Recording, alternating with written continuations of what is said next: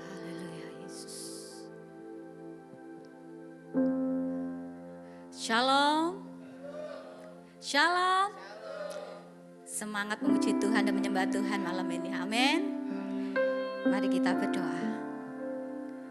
Haleluya Yesus.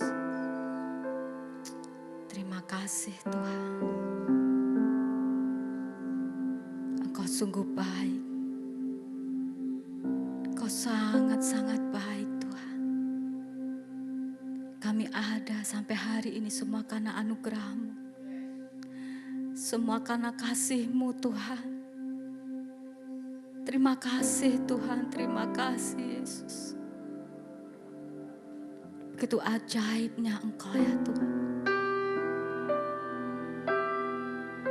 Terima kasih Tuhan. Kami serahkan ibadah ini dari awal, pertengahan hingga akhir ke dalam tangan-Mu Tuhan. Biarlah pada malam hari ini Engkau saja yang disukakan ya Tuhan. Pada malam hari ini hanya Engkau yang ditinggikan ya Tuhan. Terima kasih Tuhan. Kami sungguh bersyukur kepada-Mu ya Tuhan. Terima kasih. Terima kasih. Dalam nama Tuhan Yesus, haleluya. Amin. Haleluya Yesus. Tuhan, sungguh ku bersyukur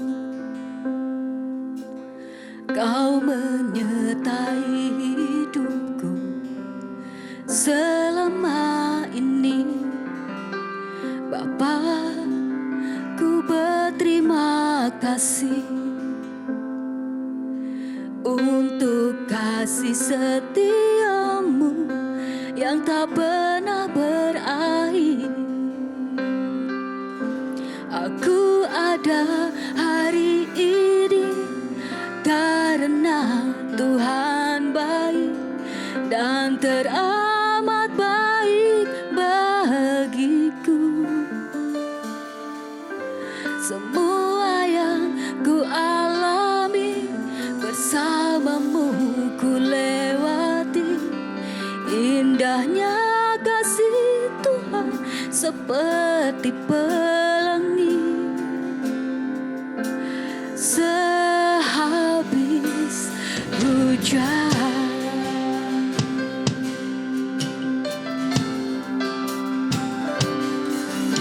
Tuhan, sungguh ku bersyukur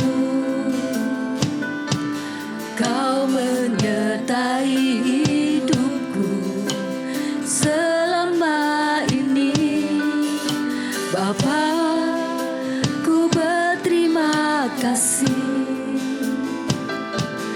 untuk kasih setia-Mu yang tak pernah berakhir. Aku ada hari ini karena Tuhan baik dan teramat baik bagiku. Semua yang ku alami bersama-Mu ku lewati. Indahnya kasih Tuhan seperti pelangi.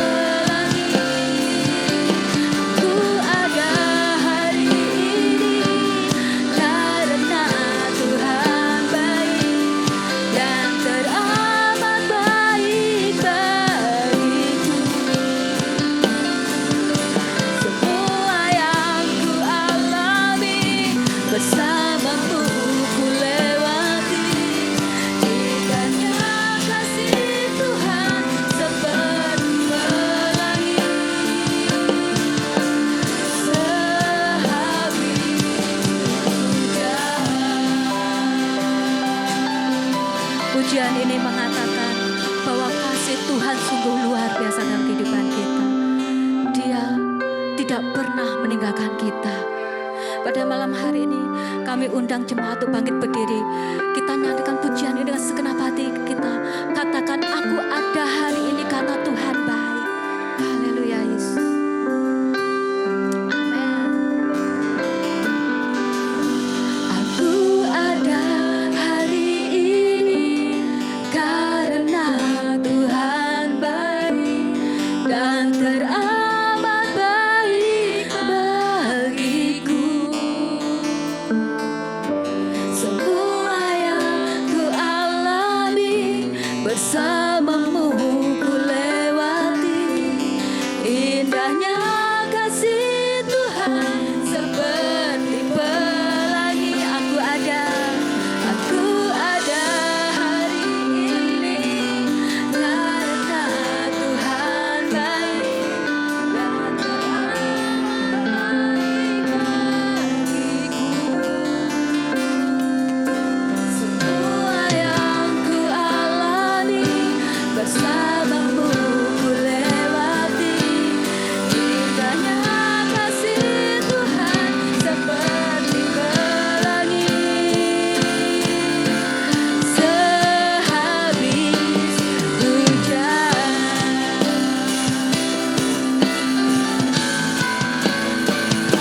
aku ada hari ini karena Tuhan baik dan teramat baik bagiku. Semua yang ku alami bersamamu ku lewati. Indahnya kasih Tuhan seperti pelangi. Indahnya kasih Tuhan seperti pelangi. Indahnya kasih Tuhan seperti pelangi. Sehabis hujan. Beri kemuliaan bagi nama Tuhan.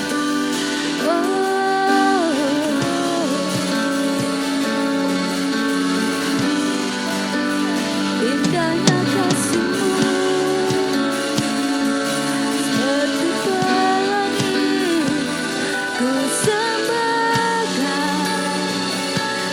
sembah, ku puji nama-Mu, ku tinggikan nama-Mu, ku agungkan Engkau, Yesus Tuhan. Ku sembah Kau, ku sembah Kau, ku sembah.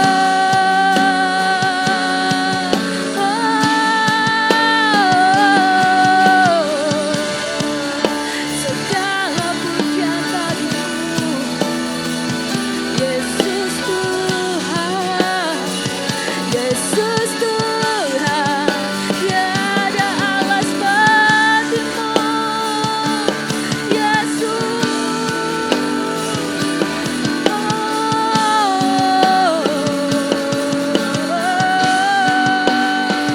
Semakan anugerah-Mu, semakan kasih-Mu.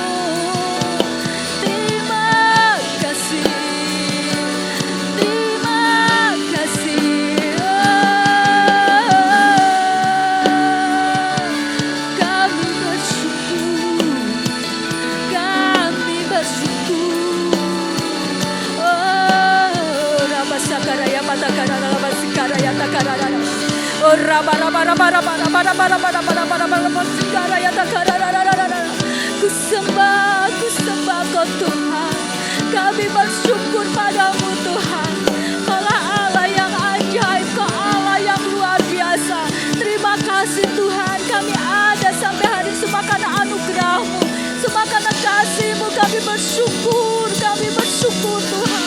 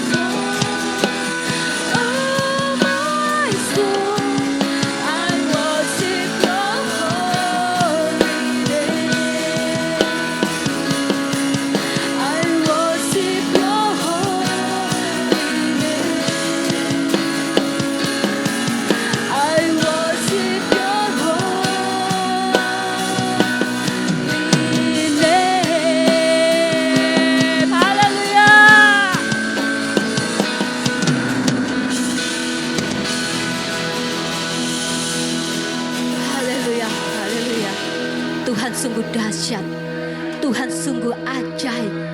Bersama Dia kita menjadi lebih daripada pemenang. Amin. Siapa di sini yang lebih daripada pemenang? Berikan sorak-sorai yang meriah bagi nama Tuhan. Haleluya.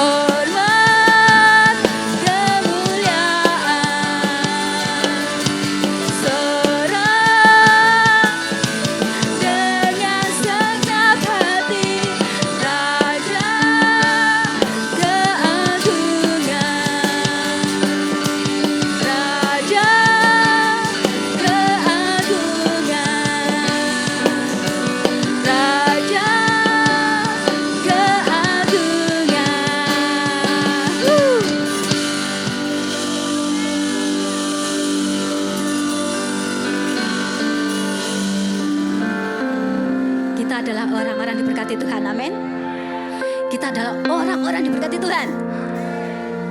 Yang merasa diberkati Tuhan, kasih salam kiri kanan. Kita tuh diberkati Tuhan. Kita orang-orang diberkati Tuhan. Minimal 5 orang. Ya.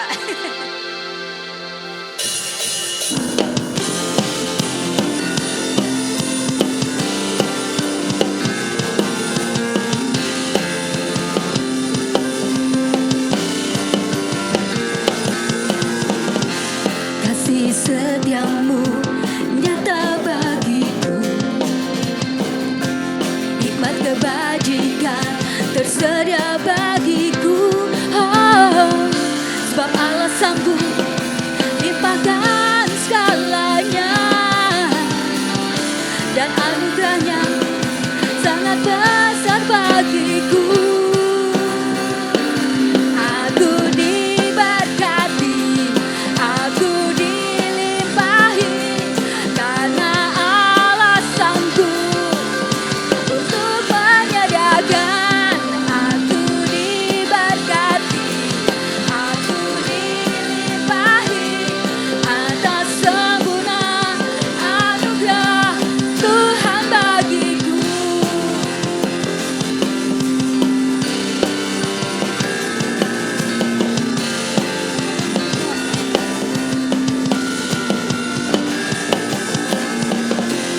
Kasih setiamu nyata bagiku, hikmat kebajikan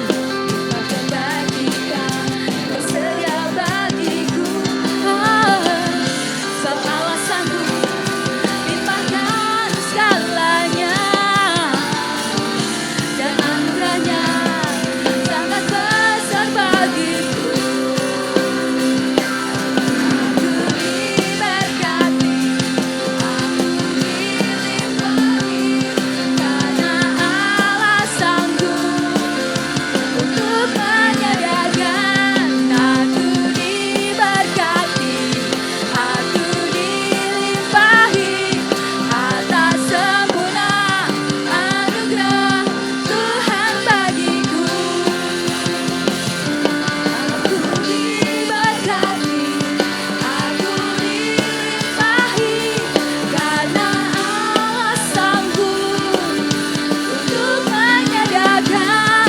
Aku diberkati, aku dilimpahi atas sempurna anugerah Tuhan bagiku.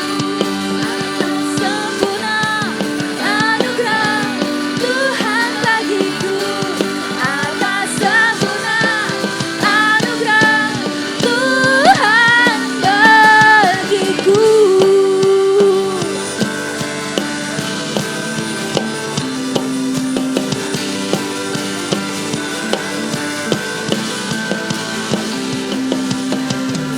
Haleluya. Beri sorak-sorai yang meriah bagi nama Tuhan, karena Dia layak untuk dipuji. Amin. Sekarang duduk jemaat Tuhan. Tiba saatnya kita akan mempersiapkan hati kita untuk kebenaran firman Tuhan. Firman Tuhan yang menguatkan kita, firman Tuhan yang menghibur kita. Janjinya ya dan amin. Janjinya pasti tergenapi bagi anak-anak yang taat dan setia sampai akhir. Amin. Haleluya.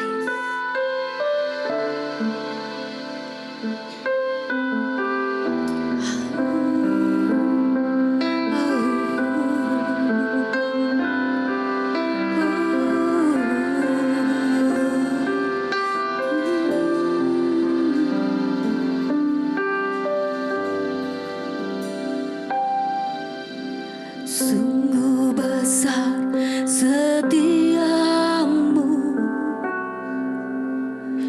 Kau nyatakan bagiku. Amin. Kau Bapa yang selalu mengerti isi hatiku.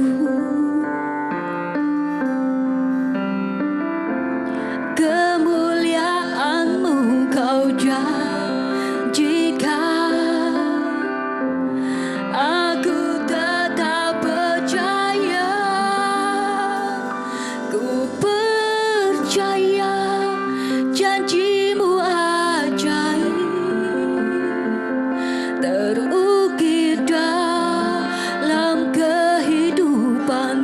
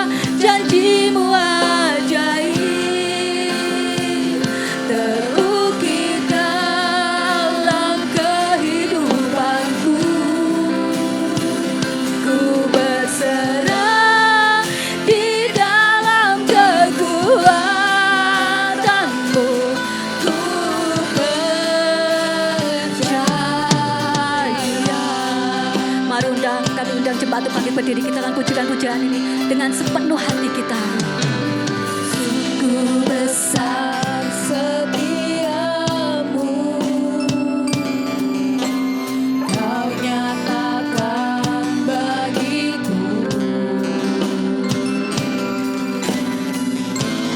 Kau Bapa yang selalu mengerti isi hatiku. Benar Tuhan, Engkau yang selalu mengerti hati kami. Kemuliaan Engkau janjikan, aku tetap percaya. Ku percaya janjimu ajaib, terukir dalam kehidupanku. Ku berserah di dalam kekuatanmu, hanya Kau segalanya bagiku. Ku percaya janjimu ajaib, terukir dalam kehidupanku. Ku berserah di dalam kekuatanmu. Ku percaya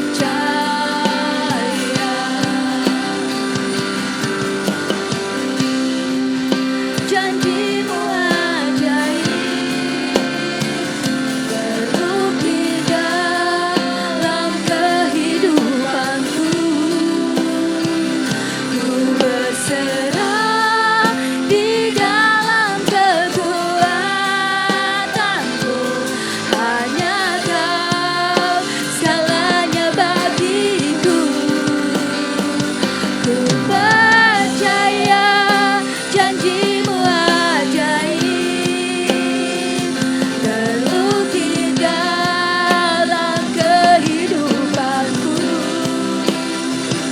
Ku berserah di dalam kekuatanmu. Ku percaya.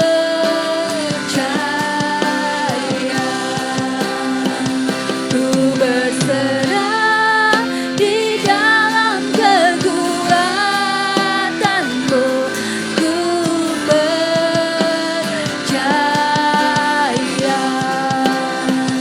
Ku berserah di dalam kekuatanmu. Ku percaya.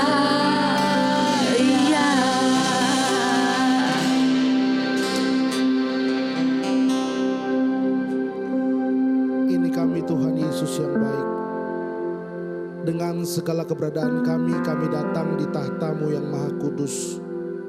Kiranya Engkau melayakkan setiap kami untuk kami bisa berdiri di hadapan-Mu ya Allahku. Engkau Allah yang agung, Engkau Allah yang mulia, Engkau Allah yang hebat, Engkau Allah yang dahsyat. Sebab itu Tuhan, kami datang tersungkur Tuhan di bawah kaki-Mu Tuhan. Kami sadari keberadaan kami ya Bapa. Sebab itu Tuhan, kami datang membawa pujian kami kepadamu. Mungkin dengan cara yang sederhana, dengan waktu yang singkat. Tapi ini kami Tuhan. Sebab lebih daripada itu Tuhan, kami membawa hidup kami sebagai sebuah persembahan yang hidup, yang kudus, dan yang berkenan kepada Allah. Sebab kami tahu itulah ibadah kami yang sejati. Terimalah pujian kami, terimalah penyembahan kami ini Tuhan. Menjadi sebuah persembahan yang menyenangkan hati-Mu. Terima kasih Tuhan. Dan sebentar Tuhan kami akan duduk diam dengar firman. Kami butuh firman-Mu, kami butuh isi hati-Mu tersampaikan bagi setiap kami. Roh Kudus dampingi setiap kami. Berikan pemahaman yang sempurna dan utuh akan kebenaran. Dan kami akan siap mendengarnya. Dalam nama Tuhan Yesus Kristus, kami berdoa dan mengucap syukur kepadamu. Haleluya. Amin. Amin. Puji Tuhan. Silakan duduk.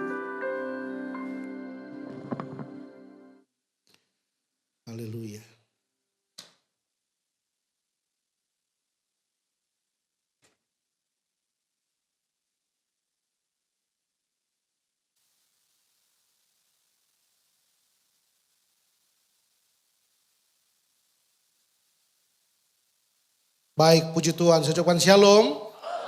Sekali lagi shalom. Baik, puji Tuhan Bapak Ibu Saudaraku yang dikasihi oleh Tuhan Yesus Kristus. Kembali kita bertemu di tempat ini ya di ibadah minggu. Ya menurut saya kita ada di sini semua karena anugerah Tuhan. Amin. Ya, bukan karena kuat hebatnya kita, aduh nggak ada artinya itu. Ya, baik Bapak Ibu puji Tuhan. Seperti komitmen saya akan melanjutkan khotbah yang saya sudah sampaikan di pertemuan selanjutnya. Saya berharap Bapak Ibu masih ingat khotbah itu, ya. Tapi kalau nggak ingat, nggak apa-apa, nanti dilanjut lagi, gitu, ya. Tapi Bapak Ibu Saudaraku, saya percaya bahwa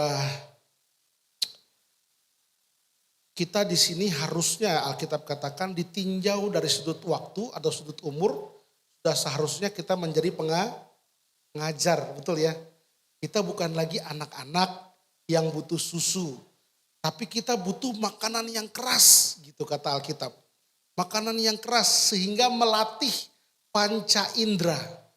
Ya, melatih panca indera. Ya Bapak Ibu Saudaraku, saya nggak bisa menilai apapun tentang khotbah-khotbah saya. Cuma banyak orang berkata khotbahnya keras. Tapi saya setuju dengan firman Tuhan. Ya, ibarat seperti banyak orang menggambarkan ketika seekor monyet yang ada di pohon kelapa, ketika ditiup angin sepoi-sepoi, justru tidur. Tapi dihantam dengan angin yang keras, maka pegangannya kuat gitu ya. Tapi puji Tuhan kita bukan monyet, Bapak Ibu. Tapi yang saya mau sampaikan adalah memang harus terlatih panca indera. Ya, nah kita dengar firman Tuhan. Langsung kita membuka kitab kita dalam Matius pasal yang ke-24. Injil Matius pasal 24. Ya, Injil Matius pasal 24. Kalau Bapak Ibu membuka Alkitab ya, di handphone kadang-kadang ada beberapa handphone yang ada judul perikopnya, tapi ada beberapa handphone yang tidak ada judul perikopnya. Tapi kalau saya ikut ada judul perikopnya, maka judul perikop Matius pasal 24 itu apa judul perikopnya? Utamanya khotbah tentang akhir. Ada di situ, betul? Khotbah tentang akhir zaman. Ya, jadi khotbah tentang akhir zaman. Nah, Bapak Ibu banyak orang yang gak suka dengan tema khotbah ini. Gitu. Ya, banyak orang yang gak suka. Saya pun sempat berpikir begitu karena dulu waktu zaman saya sekolah SMP, SMA, ini film tentang akhir zaman diputar berkali-kali. Ya, diputar berkali-kali kita nonton. Ya ampun Tuhan gak lama lagi ya. Tuhan gak lama lagi. Dari saya sekolah SMP, saya udah ngomong Tuhan gak lama lagi. Sekarang anak saya udah 2. Tapi Tuhan gak datang-datang gitu ya. Tetapi kembali saya mau sampaikan ternyata bukan masalah kapan Tuhan datang. Masalahnya seperti Alkitab katakan pencuri datang Tuhan datang seperti pencuri. Gak ada yang tahu. Tapi yang Tuhan mau persiapkan keadaan rumah baik-baik. Kunci rumah, ya rapat-rapat dan lain sebagainya. Jangan kasih peluang buat pencuri datang. Jadi artinya masalahnya bukan kapan waktunya Tuhan datang. Tapi masalahnya kita udah siap belum? Itu jadi masalah ya. Nah, tapi saya nggak bahas tentang itu. Ada tema yang lebih saya pikir perlu dipahami dengan benar. Nah, sudah dapat ada di layar Matius 24. Saya tunggu di layar.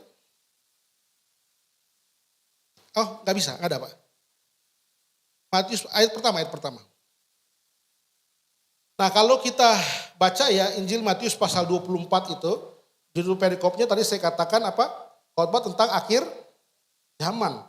Tapi saya tidak baca semuanya, saya akan langsung lompat saja di ayat yang ke-3.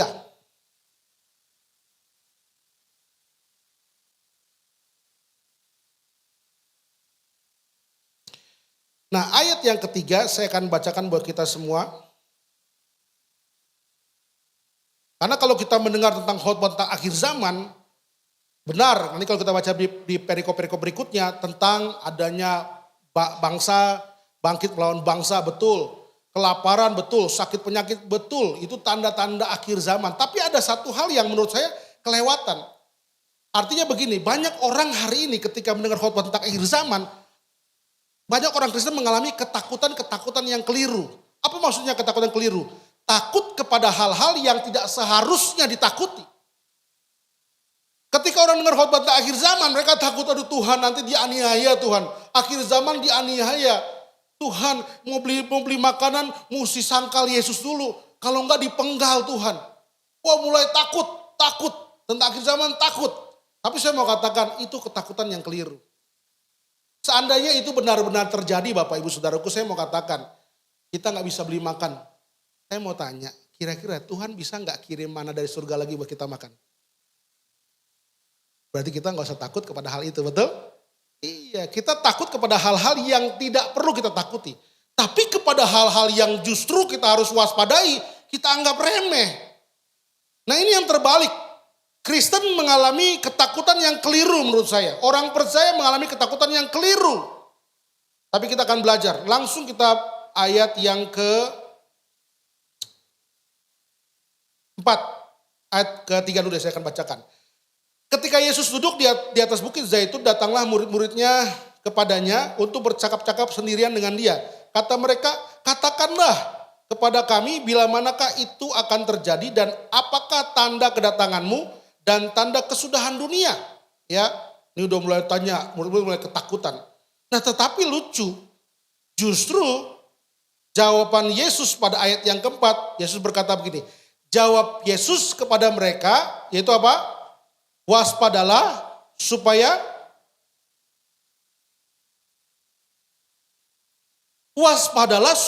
jangan ada orang yang menyesatkan kamu.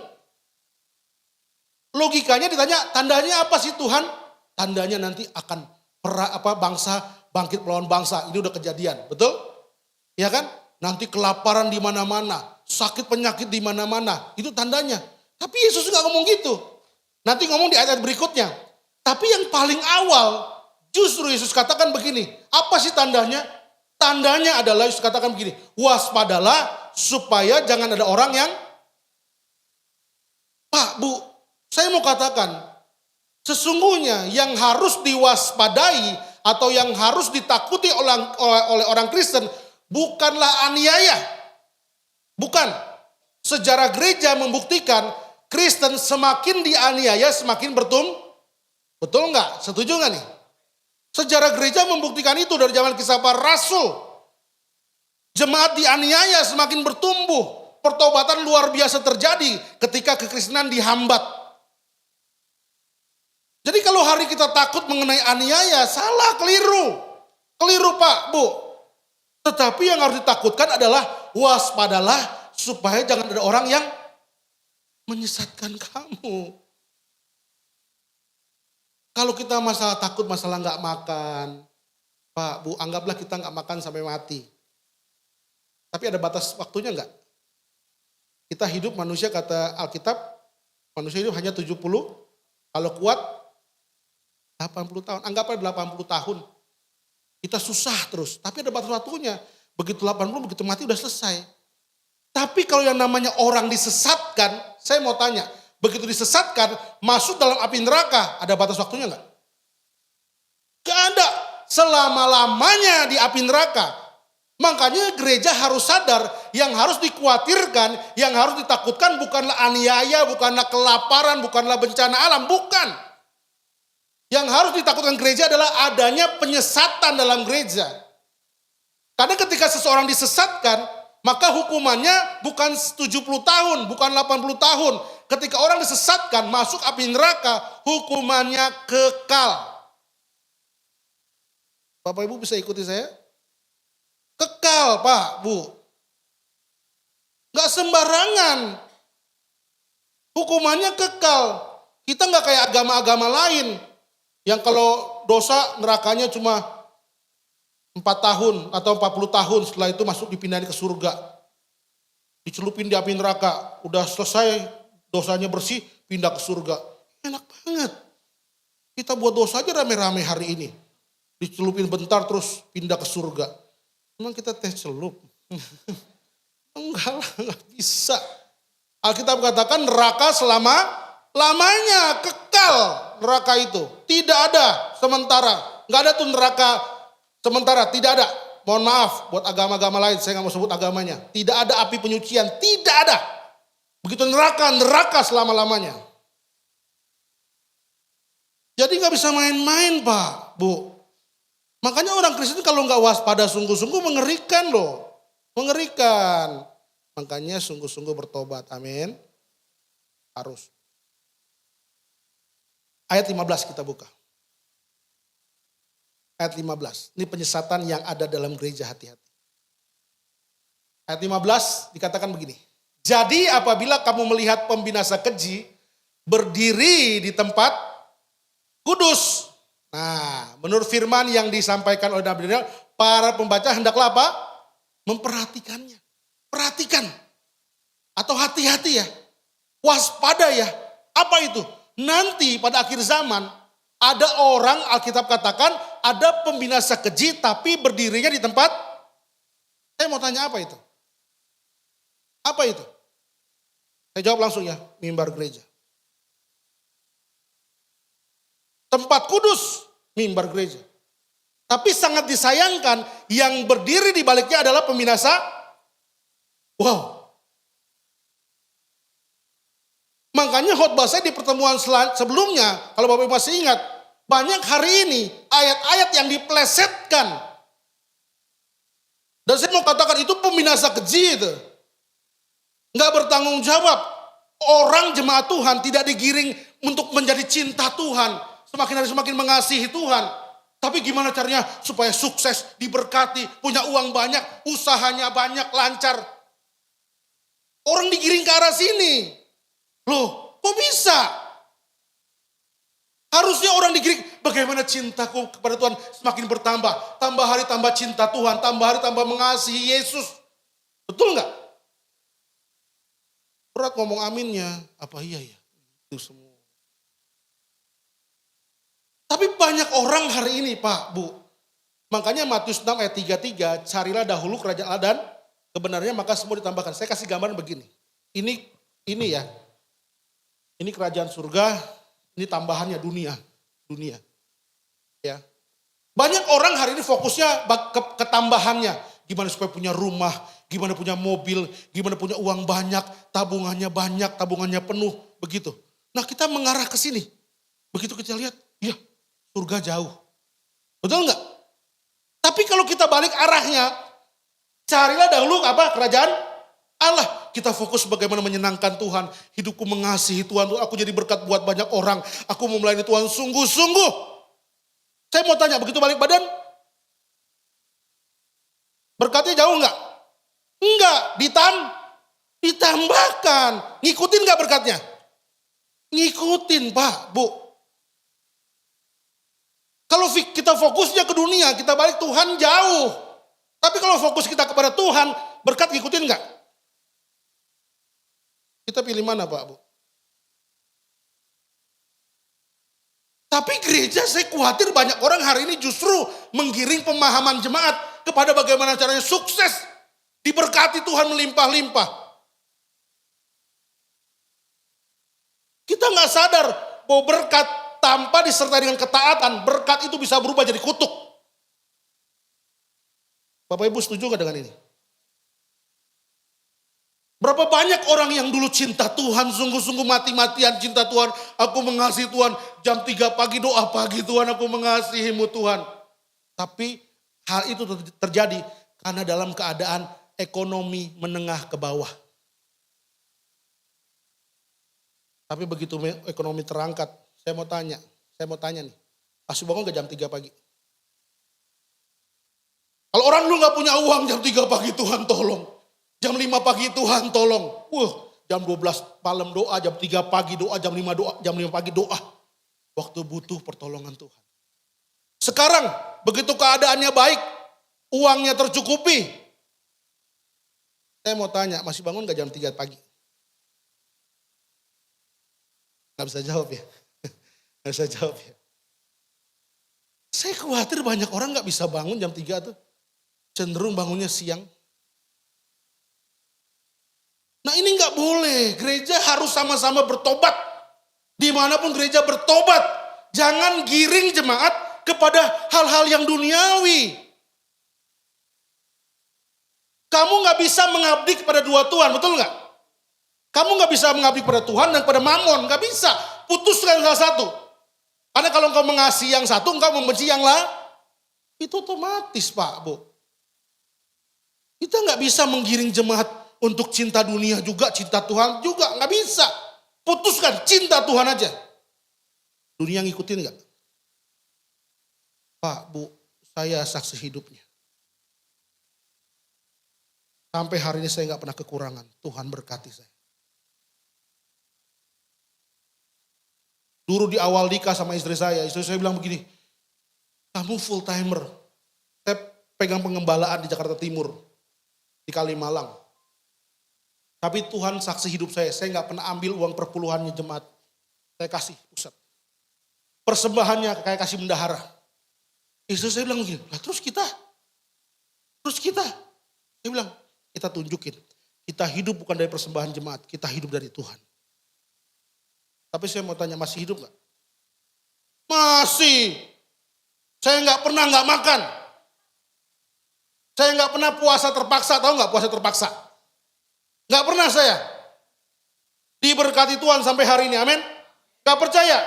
100 kilo.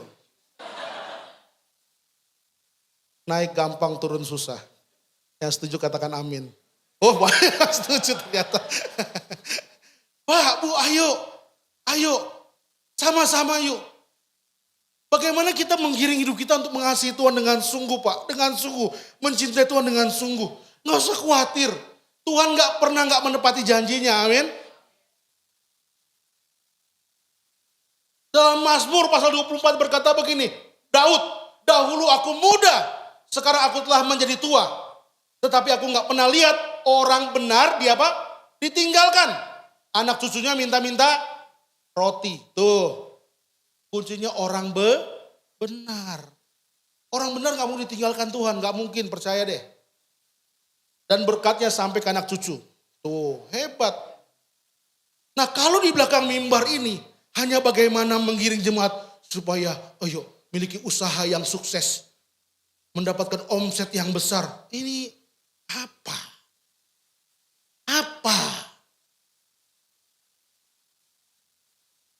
Saya rasa orang kayak begini gak pernah ke sekolah minggu loh. Karena di sekolah minggu diajarkan cari apa di dalam dunia. Tahu lagu sekolah minggu? Cari apa di dalam dunia? Cari dunia tentu binasa. Tuh, cari Yesus yang penuh cinta. Anak sekolah minggu aja tahu. Tapi justru ayo mari angkat tanganmu. Saya doakan supaya engkau diberkati. Melimpah-limpah, angkat tanganmu. Saya doakan supaya sakitmu sembuh. Saya doakan supaya hutang-hutangmu dilunasi. Ini apa? Mau apa? Kok bisa? Dari mana rumusnya kita yang ngutang Tuhan yang lunasi? Itu siapa yang ngajarin? Hutang-hutangmu dilunasi Tuhan. Enak banget kita yang ngutang Tuhan yang lunasin.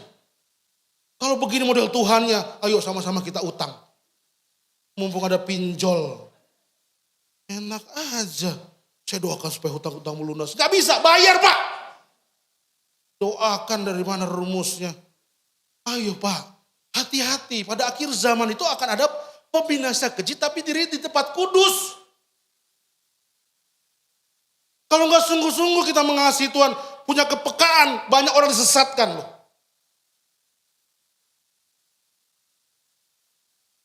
Wah saya ngomong khotbah begini beresiko sebenarnya, saya gak diundang lagi nanti. Apapun. Pak saya tulus Pak, benar saya tulus betul. Aduh saya gak punya kepentingan, khotbah begini gak punya kepentingan, betul deh. Apa sih kepentingan saya di sini? Gak ada. Betul Pak, gak punya kepentingan saya. Aduh Tuhan Yesus tahu nih. Makanya bukan saya mau sombong, saya khotbah di mana-mana saya gak mau ambil amplopnya. Supaya jemaat tahu saya gak punya kepentingan khotbah, gak punya. Saya sampaikan kebenaran Tuhan, amin. Saya gak mau ambil amplopnya, dikasih saya balikin lagi kok. Saya tunjukin saya hidup dari Tuhan, bukan dari persembahan jemaat. Enggak. Saya hidup dari Tuhan, bukan dari persembahan kasih. Tidak ada. Saya hidup dari Tuhan sampai hari ini. Iya. Ayo yuk. Kalau kita nggak peka, hati-hati. Peminasa keji dirinya di tempat kudus. Wow, ini ngeri loh. Makanya kalau Bapak Ibu masih ingat ayat-ayat yang kemarin saya paparkan, itu sering dipakai, itu makanya hati-hati. Boleh saya mundur lagi supaya saya lihat banyak orang muka-muka baru nih. Boleh saya mundur lagi? Boleh? Ini saya sedikit kasih gambaran yang khotbah saya sebelumnya. Bapak Ibu, ini mohon maaf saya kasih gambaran supaya kita paham ya.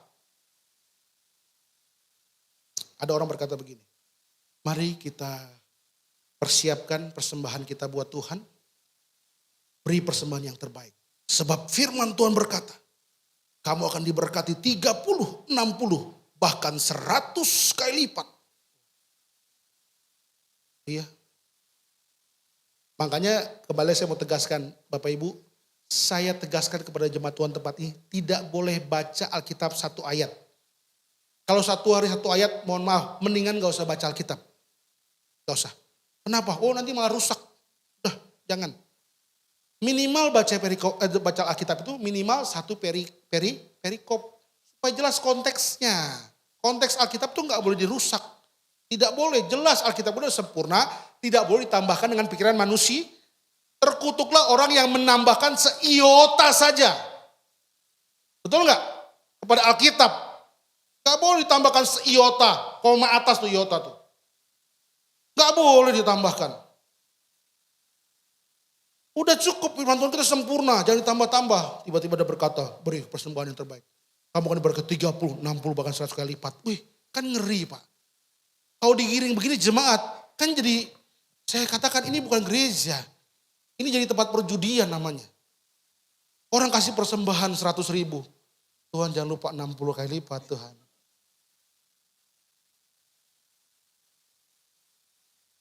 Udah gajian 1 juta. Tuhan 1 juta. Jangan lupa 100 kali lipat Tuhan. Wow. Di gereja gak boleh begitu. Kasih 1 juta dapat 100 juta. Gak boleh. Kalau di tempat perjudian ada begitu boleh. Betul gak? Nah ini gereja bukan tempat perjudian. Jangan ajarin jemaat jadi berjudi dengan Tuhan. Masang 1.000 dapat 1 juta. Ini gereja enak aja. Makanya baca dengan jelas, amin. Konteksnya itu tentang ada benih yang ditabur di tanah berbatu, semak berduri, betul nggak? Tanah yang subur, benih yang semak berduri terus berbatuan ini nggak bertumbuh, mati benihnya. Tapi di tanah yang subur benih itu tertanam bertumbuh menghasilkan buah 30, 60 bahkan 100 kali lipat. Benih itu ialah firman firman Tuhan, bukan uang persembahan. Uang persembahan jadinya bisa begitu. Tapi yang ngomong di balik mimbar. Dan lucunya ketika ngomong itu jemaat katakan amin gitu loh. Bayangin. Jadi hati-hati Pak, Bu. Saya nyanyi lagu-lagu kayak tadi, saya bukan gak nyanyi, saya tetap nyanyi. Tapi saya memiliki pemahaman yang benar. Aku diberkati, aku dilimpahi. Saya tetap nyanyi Bu, saya gak benci lagunya. Tapi saya nyanyi dengan pemahaman yang benar. Saya gak mikir dilimpahi, si uang banyak nih. Enggak. Gak mau saya mikir begitu. Itu penyesatan. Gak boleh, saya gak ini, betul Bu. Sampai kemarin saya katakan, gak ngerti kenapa ya Bu. Ya gereja-gereja ya, aduh mohon maaf kalau ternyata bertepatan di gereja ini atau di gereja lain. Saya mohon maaf, saya gak ada tujuan apa-apa. Tapi banyak orang hari ini, setiap kelar ibadah, amin, mari angkat tanganmu. Kiranya engkau memberkati aku, melimpah-limpah. Waduh semua nangis-nangis, memperluas daerahku. Senang banget dengan doa Yabes. Saya gak ngerti kenapa. Kok bisa senang dengan doa Yabes? Padahal ada doa yang diajarkan oleh Yesus langsung. Yaitu doa Bapa. Tapi orang gak suka doa Bapa kami. Orang lebih suka doa Yabes. Karena Bapa kami mengajarkan, berikanlah kami pada hari makanan kami yang ya cukupnya Tuhan. Sementara ini diberkati melimpah, memperluas daerah tuh. Sementara berikanlah kami pada makanan kami yang secukupnya. Ya gak cukup Tuhan. Gak suka orang doa Bapa kami. Padahal saya mau tanya, Yabes manusia biasa nggak? Kalau doa bisa salah nggak? Tapi Yesus, kalau dia doa, mungkin salah nggak doanya? Ya ikut yang nggak bisa salah dong. Kok ikut yang bisa salah? Malah gemar dengan doa Yabes. Bukan saya melemahkan doa Yabes, tidak. Doa Yabes berkuasa pada zamannya. Pada zamannya. Kalau pada zaman kita perjanjian baru, Yesus ajarkan, ya kita ikut ajaran Yesus. Lagian doa Yabes bukan diajarkan loh, betul enggak? Emang ada yang kalau kamu berdoa, doalah seperti Yabes berdoa. Pernah ada gitu bunyinya? Ada enggak bunyi gitu ayatnya? Enggak kan? Kok malah ikut? Padahal doa Bapa kami, kalau engkau berdoa, berdoalah demikian. Diajarin enggak? Nah, yang diajarin kita enggak ikut. Yang enggak diajarin malah ikut kita. Makanya saya bilang ya, pengajaran yang bukan dari Tuhan, lama-lama hilang. Lama-lama hilang. Dulu gempar di Jakarta tuh, gempar sekali Yabes ini. Gempar. Hingga kalau engkau lihat mobil bagus, kamu pegang mobilnya, klaim jadi milikmu. Kalau engkau lihat rumah bagus, pegang pagar rumahnya, klaim jadi milikmu. Kalau engkau lihat tanah kosong, injak tanahnya, klaim jadi milikmu. Dia lupa loh. Alkitab ngajarin begini. Hukum Taurat, jangan engkau mengingini apa yang dimiliki orang lah. Loh setuju gak nih? Itu kan mobil orang, kok kamu klaim jadi milikmu? Itu kan rumah orang. Kok kamu mengingininya? Itu kan tanah orang. Kok kamu klaim jadi milikmu? Siapa yang ngajarin begini? Khawatir lihat istri orang. Klaim jadi milikmu.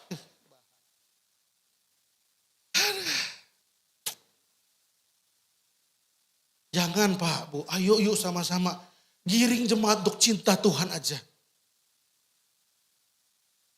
Waduh, ini waktu saya habis rasanya untuk masuk ke poin kedua kayak gak cukup. Waduh, ayo Bu, kita mengasihi Tuhan dengan benar. Makanya ya, Yesus berkata begini, kamu melihat, pada Petrus kamu melihat baru kamu percaya. Tapi berbahagialah yang tidak melihat tapi bisa gak begini Bu, punya iman begini. Jangan ketika diberkati dulu baru, wah aku percaya aku mengasihimu Tuhan. Enggak, justru walaupun belum lihat pertolongan Tuhan tapi aku percaya. Dan aku mengasihi engkau Tuhanku. Bisa enggak? Ini yang benar harusnya. Ini yang benar. Makanya saya harus khotbahkan. Yang menurut saya, yang benar-benar perjuangan iman itu cuma satu dalam Alkitab. Sadrak, Mesak, Abednego. Betul nggak? Apa yang dikatakan? Raja, dengar baik. Sekalipun Allah yang aku sembah tidak menolong aku, betul nggak? Sekali-kali aku tidak akan menyembah patung yang Tuanku dirikan. Kesimpulannya begini, walaupun tidak ditolong Tuhan, dia tetap cinta sama Tuhan. Setuju nggak? Harusnya jemaat digiring ke hal ini Pak, Bu. Walaupun hidupnya susah, makan nggak makan, buat bayar kontrakan nggak ada uang, buat bayar uang sekolah juga belum punya uangnya. Tapi giring jemaat untuk cari Tuhan aja, cinta Tuhan aja, apapun keadaannya. Amin. Kita ngomong aminnya, berat ya. Berat ya ngomong amin nih. Tapi begitu yang benar Bu, percayalah. Begitu yang benar. Saya alami itu, makanya saya berani khotbah keras begini. Karena saya alami Pak. Saya lagi dari keluarga broken home loh. Saya pernah bersaksi di sini loh. Pernah bersaksi di sini, saya inget banget. Saya kecil itu makan gak makan. Betul. Gak punya uang, mama saya anak-anak saya, anak teman-teman saya pada main kelereng. Mah mau beli kelereng, mama gak punya uang. Saya nangis doang. Pada kelereng berapa sih harganya? Tapi mama saya memang gak pegang uang. Pak, saya keluarga broken home, papa saya tinggalin mama saya tuh udah lama dari kecil saya. Jadi gak serumah. Saya gak tahu papa saya kemana, berkelana kemana. Saya tinggal sama mama saya gak kerja. Punya uang dari mana? Gak punya uang. Anak-anak teman-teman pada main layangan. Mah beli layangan dong. Mama gak punya uang sayang. Nangis saya. Wah saya di bawah rata-rata kemiskinan Pak. Bu, makan gak bisa. Saya pernah saksikan ya. Mama saya tuh mama hebat loh. Dia selalu punya metode yang canggih gitu. Karena dia gak punya uang buat beli sayur, makanan digosongin. Tahu nasi Bapak Ibu nasi? Nasi disengaja dibuat gosong, dibuat kerak nasi. Kerak nasi gitu, dibuat kerak, terus diangkat bawahnya gitu, dikasih garam. Dia bilang, ayo sini mama punya makanan baru, enak banget. Kita anak-anak kecil ya iya aja. Apa tuh mah? Ya udah gosong, coba dulu. Gitu, coba. Enak ternyata, kayak rengginang rasanya. Betul nggak? Beras nasi gosong sama garam tuh enak ternyata. Enak rasanya, betul. Saya kalau masih itu enak rasanya. Gosong, terus karena memang gak ada uang buat beli lauk, beli sayur gak ada. Sehingga cuma beli beras tok digosongin. Coba bayangin. Ngeri kan? Makanya saya pikir kenapa saya hitam hari ini. Oh efek nasi gosong waktu itu. Bu, saya di bawah kemiskinan. Makan gak makan Bu. Tapi saya lihat bagaimana mama saya berjuang setiap pagi jam 3 dia berdoa tuh. Wah. Tiba-tiba papa saya datang, saya udah besar. Sampai adik saya yang kecil panggil papa saya om, karena gak kenal. Om, gitu. Om, karena gak kenal. Datang gini, Nyong kamu harus jadi artis ya. Karena papa saya, kalau saya sebut pasti bapak ibu tahu. Artis penyanyi, tapi zamannya. Sekarang udah gak. Pahamnya Hehanusa. Jadi kalau, Andre Hehanusa, nah itu sepupu saya. Andre Hehanusa itu sepupu saya. Jadi artis. Tapi masih bilang gini, sayang jangan jadi artis. Jadi artis banyak setannya. Terus jadi apa mama? Jadi pendeta aja. Iya, makanya puji Tuhan saya jadi pelayan Tuhan hari ini. Amin. Wah Bu, ya kan gak makan Bu, susah. Tapi saya lihat mama saya berjuang jam 3 pagi dia berdoa, dia nangis. Saya ikut. Makanya semenjak remaja saya putuskan saya tinggal di gereja. Saya mainin semua alat musik nih. Bukan mau sombong, saya bisa semua alat musik. Saya bisa saksofon, saya bisa biola, saya bisa semua main. Saya bisa main musik semua alat. Karena saya tinggal di gereja, hari-hari cuma main musik. Nyapu ngepel gereja, sikat WC itu kerjaan saya tiap hari. Saya dari mulai SMP saya. Saya lakukan itu. Tapi saya mau kasih tahu ya. Dari saya kecil sampai saya hari ini Bapak Ibu. Harus saya mau katakan. Saya lihat Tuhan gak pernah tinggalkan saya. Amin. Asal cinta Tuhan pasti diberkati Tuhan. Udah itu aja kuncinya. Gak perlu diiming-imingi. Kau akan kaya raya. Gak perlu. Makanya harus digali dengan benar. Engkau menjadi kepala bukan ekor. Apa itu kepala? Apa itu? Bos, enggak enak aja. Ngaco, ngawur itu ajarannya. Gak bisa. Gak bisa diterjemahkan bos. Kalau engkau menjadi kepala, hendaklah kamu jadi hamba. Kata Alkitab, betul enggak? Kan bukan kan berarti kan? Bukan itu, bukan bos. Apa itu kepala? Gali dong Alkitabnya. Saya gak punya waktu aja untuk gali. Waktu saya habis nanti. Betul? Amin? Ayo, saya mau sebenarnya gak punya tujuan lain. Saya giring jemaat, Pak, Bu, apapun keadaan kita hari ini, udah jawabannya cuma satu, cinta Tuhan tok, udah. Gak ada yang lain Pak, Bu, yang kita bisa buat. Cinta Tuhan. Udah, saya mau katakan ya, ini pegang omongan saya. Kalau kita sungguh-sungguh mengasihi Tuhan, tidak mungkin Tuhan biarkan kita susah.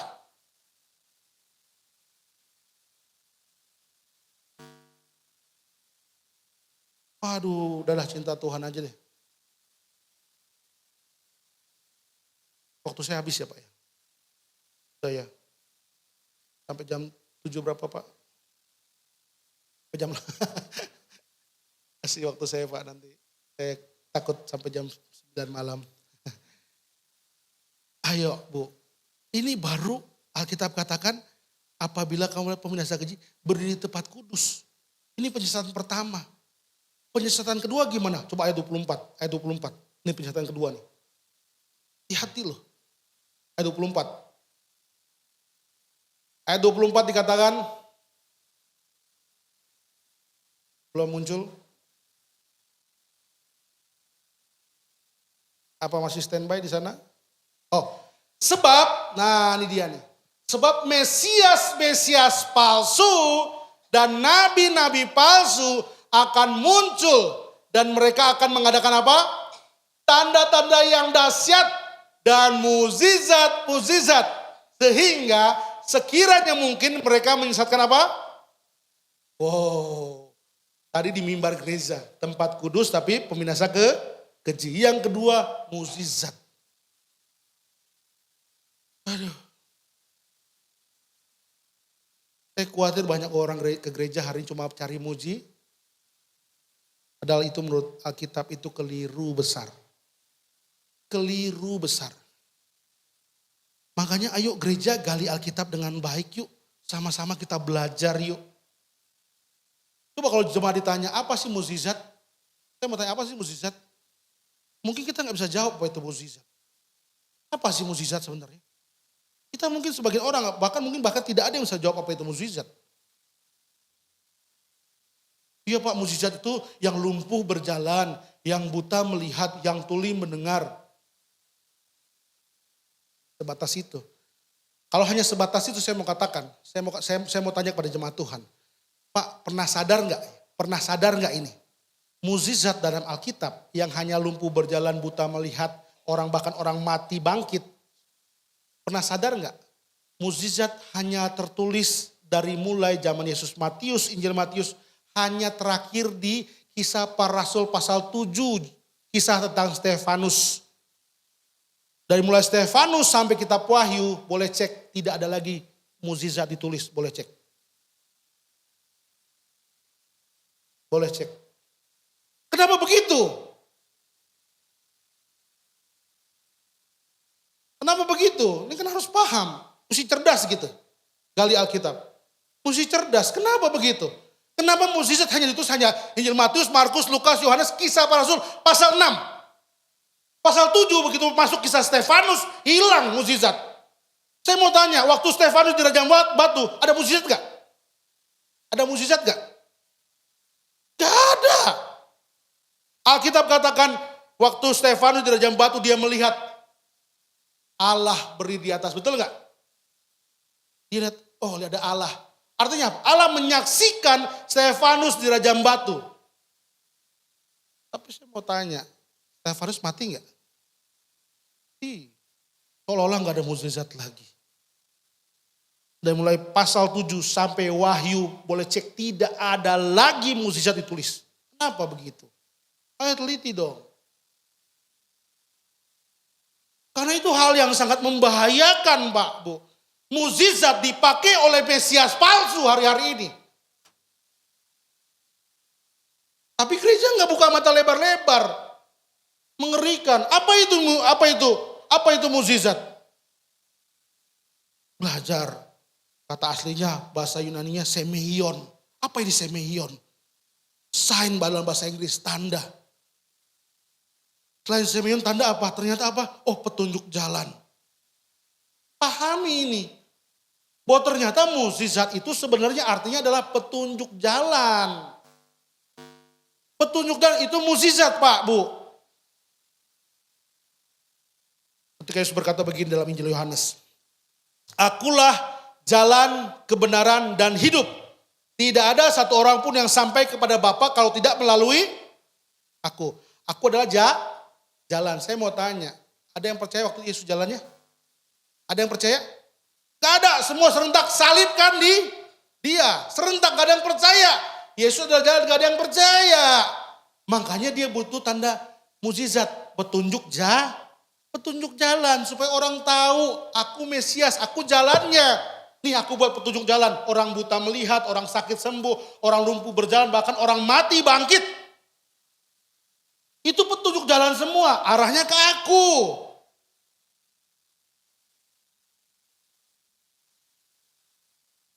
Nah lucunya banyak orang Kristen hari ini setelah mengalami mukjizat dia pikir sudah mengalami Tuhan. Nih ya kita keluar jalan nih Pak, Bu. Kita keluar kiri. Perempatan Tugu. Ya kan? Jalan raya Gilimanuk Denpasar ke kiri. Ada petunjuk jalannya, betul nggak? Ada kan? Petunjuk jalannya ada misalnya. Jalan Raya Gilimanuk dan pasar ke kiri. Itu petunjuk jalan. Kita sampai di situ. Saya mau tanya, begitu kita sampai di petunjuk jalan, kita udah sampai belum di jalannya? Udah sampai belum di jalannya? Belum, baru sampai di petunjuk jalan. Banyak orang begitu, punya masalah dia duduk paling depan. Oh, Tuhan tolong aku, Tuhan aku sakit, Tuhan tolong sembuhkan aku Tuhan. Tuhan sembuhkan, dalam nama Yesus sembuh. Duduk paling depan kan.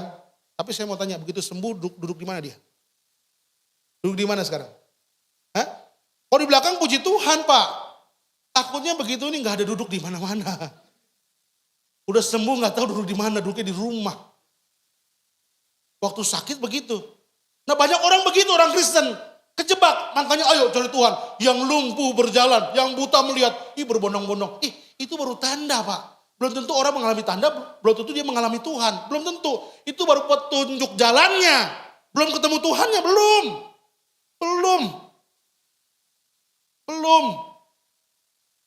Banyak orang Kristen justru berhentinya hanya di petunjuk jalan. Janjian sama orang ke Gilimanuk. Ke Gilimanuk ya, oh Gilimanuk belok kiri.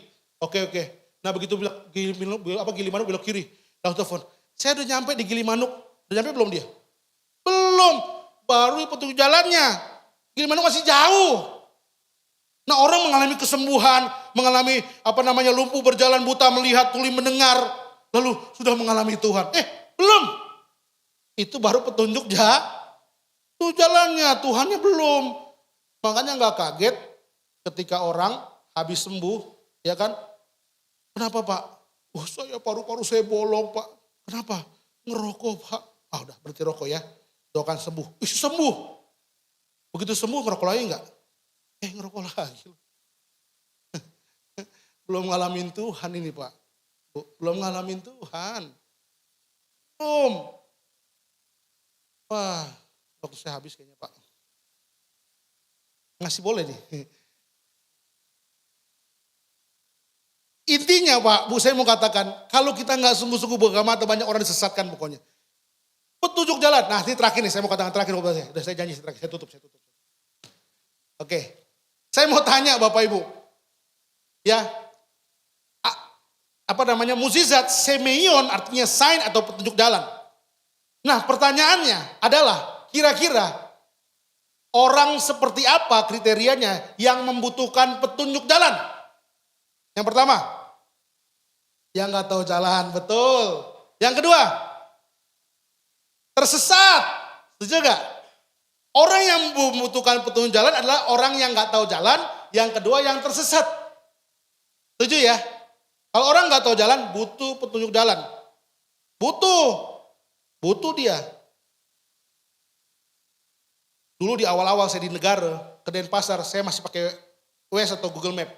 Oh belok kanan, oh belok kiri. Oh sekarang enggak, saya enggak pakai lagi. Karena udah hafal. Saya enggak perlu lagi. Nah yang saya mau tanya begini. Kalau kita setuju bahwa mukjizat itulah petunjuk jalan. Dan yang membutuhkan petunjuk jalan adalah orang-orang yang enggak tahu jalan. Saya mau tanya, siapa di sini jemaat Tuhan yang tidak tahu bahwa Yesus adalah jalan, kebenaran, dan hidup? Ada yang nggak tahu? Semua tahu? Semua tahu? Masih butuh petunjuk jalan? Gak berani jawab kan? Gak berani jawab. Karena dua kriteria.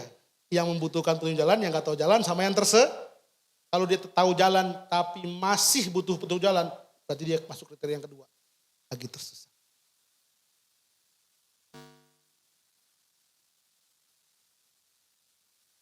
Terus gimana kesimpulannya Bapak Ibu? Saya masuk pada kesimpulan.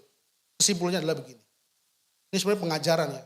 Kalau pengajaran Bapak Ibu bisa tanya jawab sama saya. Saya bertanggung jawabkan apa yang saya pelajari. Kesimpulannya begini. Saya datang misalnya dari Ambon. Dari Ambon ke Jakarta, ke Bali misalnya. Di awal saya datang, saya butuh nggak petunjuk jalan?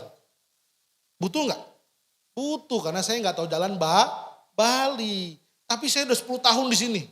Ya, kemana saya tahu, ke Gilimanuk saya tahu, kemana saya tahu, pokoknya udah tahu. Gak butuh lagi petunjuk jalan. Tiba-tiba ada adik saya datang dari Ambon. Saya mau ke Bali dong gitu. Saya mau ke Bali dong. Saya mau tanya, adik saya butuh gak petunjuk jalan? Butuh ya? Pertanyaan yang kedua, saya bisa gak berfungsi sebagai petunjuk jalan buat dia? Sehingga kesimpulannya, orang Kristen yang dewasa, yang sudah tahu bahwa Yesus adalah jalan kebenaran dan hidup, tidak butuh lagi petunjuk jalan. Sebab dialah petunjuk jalan itu. Bahasa jelasnya, orang yang sungguh-sungguh percaya bahwa Yesus adalah jalan kebenaran, gak butuh mukjizat lagi. Karena dialah mukjizat itu. Saya jelasin lagi. Kita yang sudah mengasihi Tuhan, yang percaya bahwa Yesus adalah jalan kebenaran hidup, harusnya kita tidak butuh lagi mukjizat. Karena kitalah mukjizat itu. Kok gitu? Pak, di luaran sana masih banyak orang, ada nggak? Banyak nggak orang yang nggak tahu Yesus dalam kebenaran hidup?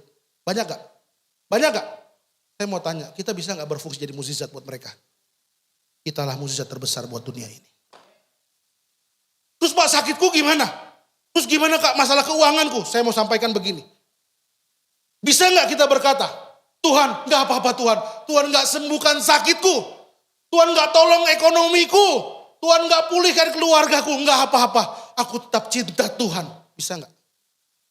Kita nggak butuh mukjizat. Sebab kita mukjizat itu. Sehingga orang yang belum kenal Yesus, dia lagi nih, oh itu anak Yesus. Itu anak Yesus. Aku percaya Yesus gara-gara lihat anak itu. Kitalah mukjizat terbesar buat dunia ini. Amin. Bapak Ibu paham gak nih? Agak berat sebenarnya. Tapi waktu saya singkat untuk menjelaskan. Ini pengajaran sifatnya. Tapi saya mau katakan, kitalah mukjizat terbesar. Sehingga hari ini kita harus berani berkata, gak apa-apa Tuhan gak tolong masalahku. Yang penting aku tetap mencintaimu Tuhan. Sekali Sadrak Mesak Abednego, sekalipun Allah yang aku sembah tidak menolong aku tidak akan menyembah patung yang Tuhan kudirikan. Aku tetap setia kepada Allahku. Amin. Bisa gak kita begitu?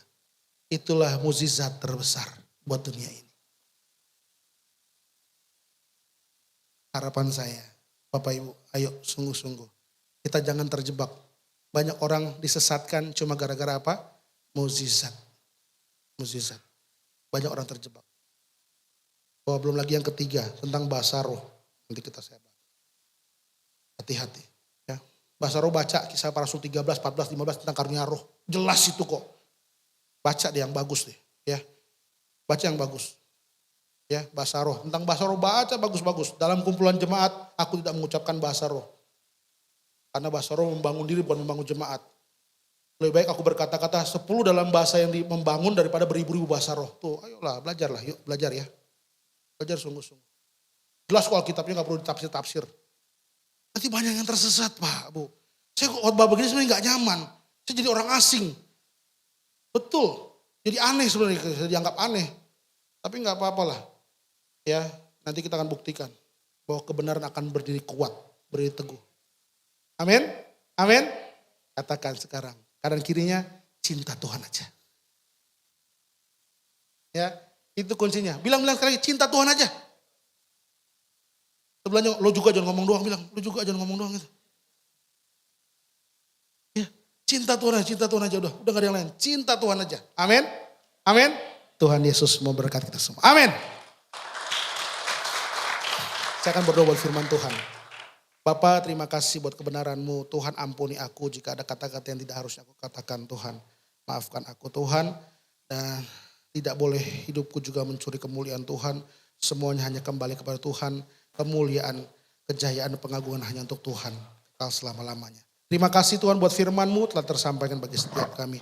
Tuhan yang menyempurnakan kebenaran ini. Dan ibadah berlanjut kami pertaruhkan dalam tangan pimpinan Roh Kudus-Mu. Dalam nama Tuhan Yesus Kristus kami berucap syukur kepadamu. Haleluya. Amin. Tuhan berkati kita semua.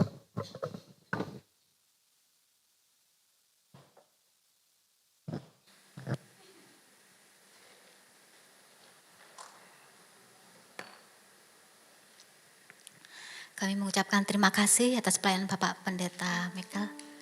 Tuhan Yesus berkati Pak, luar biasa berkatnya Pak. Waktunya sebenarnya dipanjangkan gak apa-apa Pak. Tiba saatnya kita akan memberikan persembahan dan mendengarkan pengumuman. Kepada yang bertugas kami persilahkan.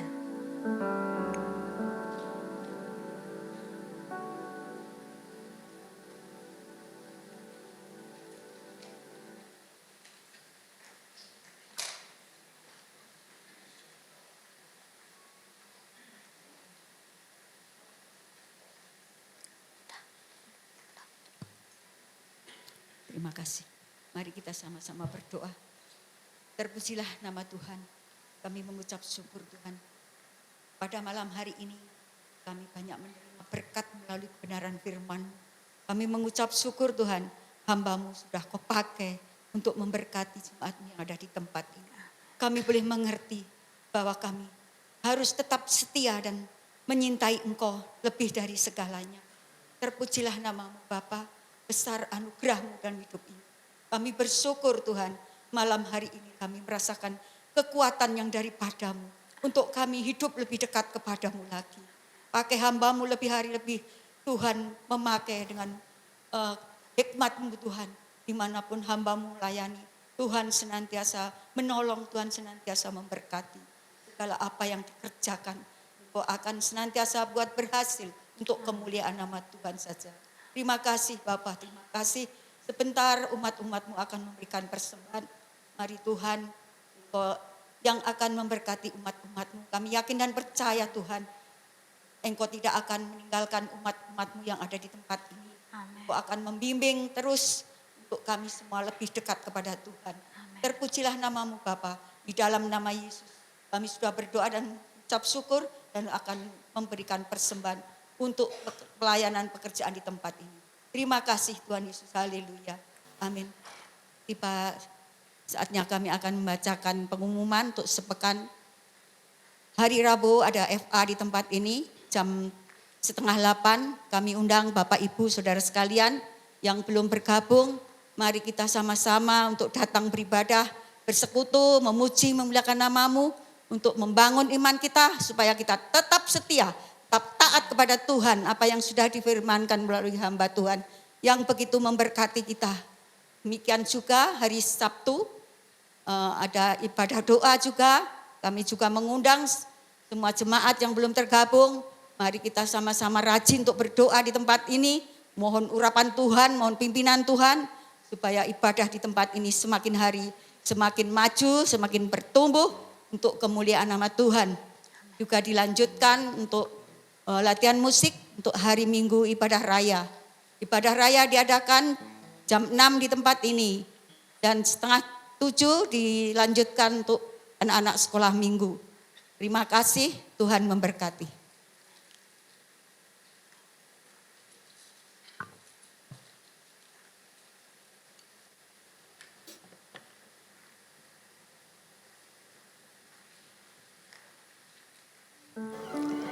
Kita akan mengakhiri ibadah pada malam hari ini. Tapi tetap percaya bahwa Tuhan senantiasa menjadi Immanuel dalam hidup kita. Amin. Saya undang untuk bangkit berdiri. Mari kita pujikan pujian ini.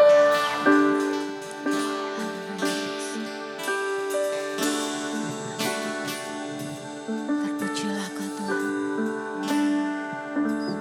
Berdoa, oh my soul, oh my soul, worship His holy name.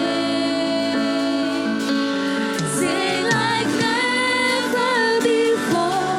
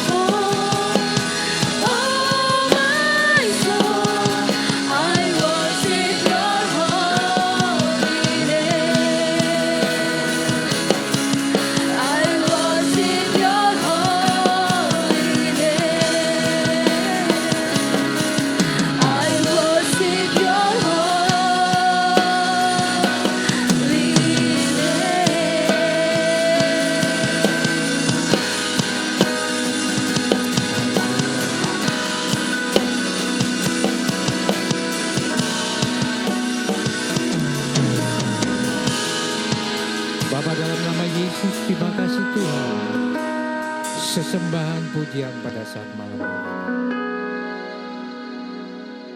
Dan biarlah semuanya ini bukan karena keinginan manusiawi kami, tetapi ini adalah anugerah dari Engkau. Sehingga kami pada saat ini boleh menyembah-Mu, memuji-Mu, dan istimewa mau belajar akan firman-Mu. Terima kasih Bapa, firman yang sudah Engkau sampaikan melalui hamba-Mu, Bapak Pendeta Michael. Tuhan, Engkau berkati beliau. Apapun yang dikerjakan, Engkau tandai dengan keberhasilan. Berkati keluarga, berkati istri, anak-anak, semua kami serahkan di tangan Tuhan. Kami percaya Engkau tetap menyertai keluarga yang senantiasa mengasihi Engkau. Keluarga yang senantiasa cinta akan Engkau.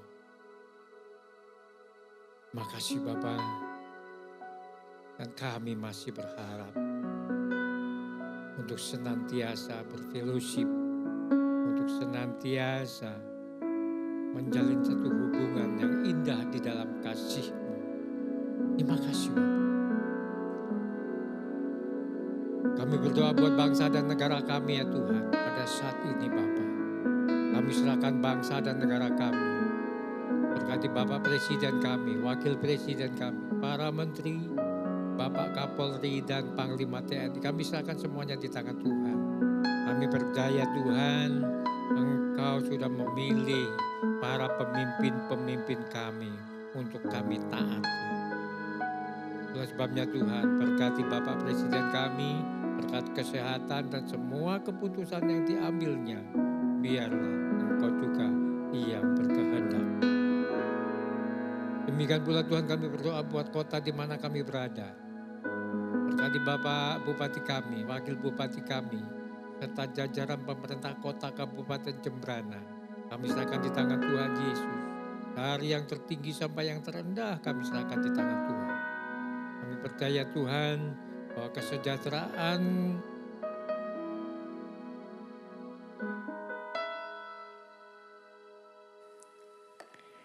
itulah sebabnya Tuhan, kami mengucap syukur jika pada saat ini kami ada di tengah-tengah kota Kabupaten Jembrana. Terima kasih Bapak. Saudara, mari kita angkat tangan siap terima berkat dari Allah.